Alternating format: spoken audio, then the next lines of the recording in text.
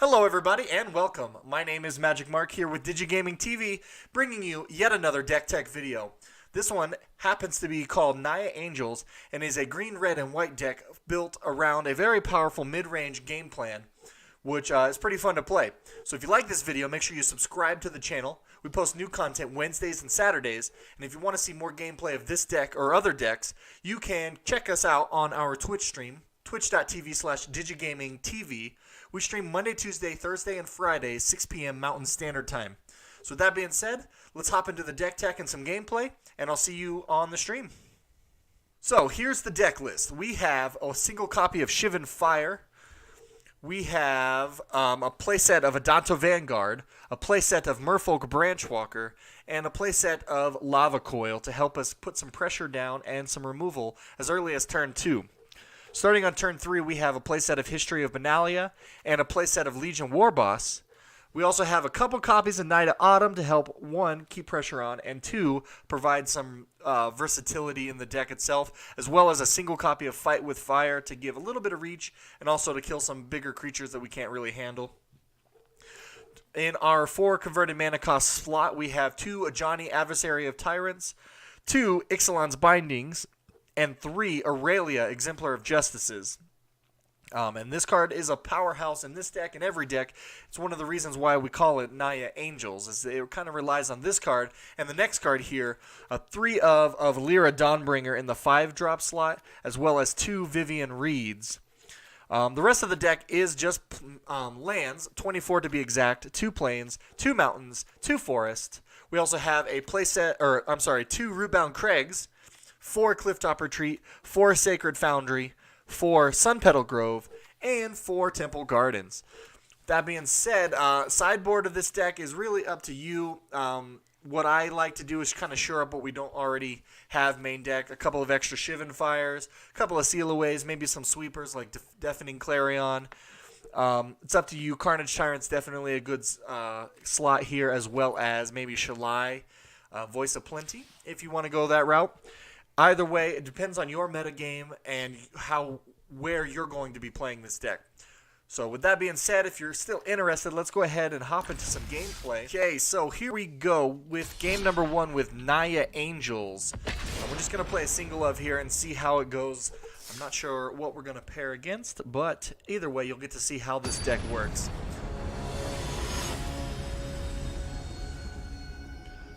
Our opponent, Not Gunner, thank you for playing with me and being in the video, whether you know it or not. But if you do come across it, let me know in the comments who you are. This hand's pretty decent. We have a tap land or 2, or a shock land or 2 rather. We also have a Clifftop Retreat. We've got turn 1, turn 2, turn 3. So we are pretty good to get off the ground and go, depending on what we're playing against. So let's keep it and see how it plays out. Another Legion Warboss, not too bad. We are going to play a Sacred Foundry, I think. No, let's play a Temple Garden tapped. That way we have our green mana up early.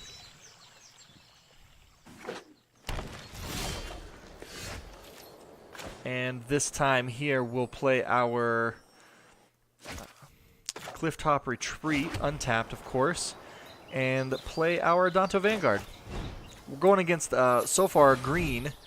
And that's good for us because there's not a whole lot of removal in green, and he's going to play some big creatures. So we kind of need to rely on that a little bit as we progress through this game until he changes, maybe shows a different color.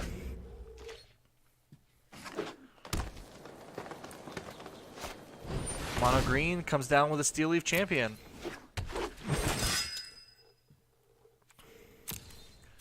And that's perfectly fine for us because we get to play our Sacred Foundry. We'll take the damage for it. And also play our Fight with Fire and get the Steel Leaf Champion out of the way. One of the reasons why there's a 1-of in this deck. So, maybe I should pay red somewhere before we... There we go. Red. I was thinking for some reason this was green and 2 colorless. Didn't even look at the card. So we get that out of the way. We get in for 3. We end our turn.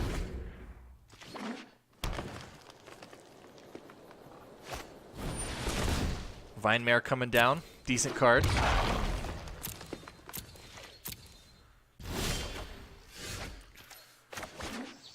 We're going to let this one enter tapped. And we are also going to play a Merfolk Branchwalker. And the reason why is we really want to get our 5th land for this Lyra Dawnbringer, which would be super nice. But we also want to keep the pressure on our opponent here. Attack. We'll attack with this one. It's not going to block it, which is totally fine. We'll end our turn here.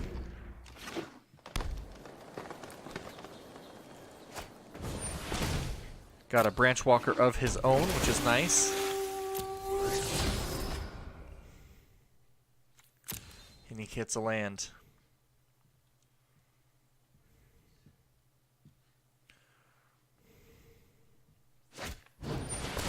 Jade Light Ranger coming down. That's fine as well.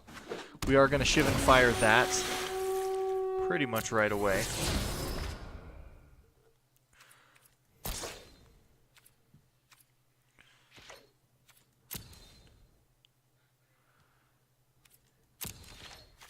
So let's go ahead and Shivan Fire the Jade Light Ranger on his end step.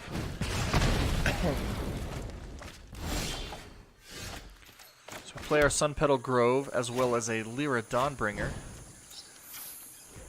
This card is integral to keeping back this Vine Mare, as well as anything else he may be playing, because he doesn't want to necessarily give us, you know, any sort of advantage.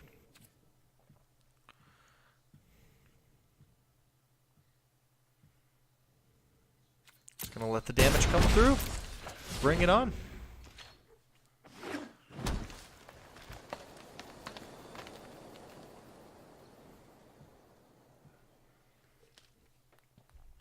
And this is pretty much how this deck goes. You play creatures and you attack.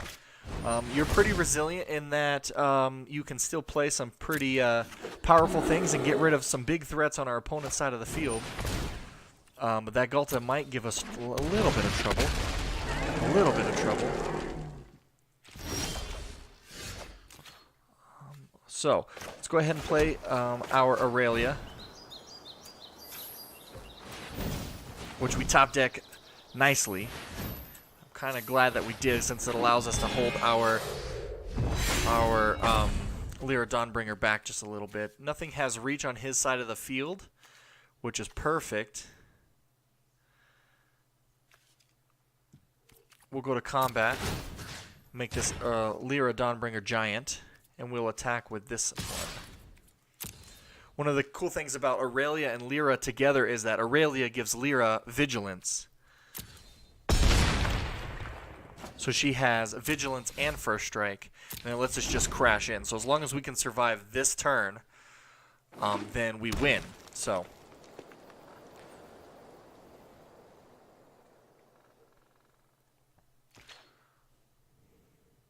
and it looks like right here our opponent sees the writing on the wall.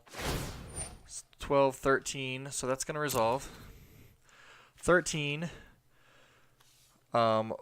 So if we 18, we block here.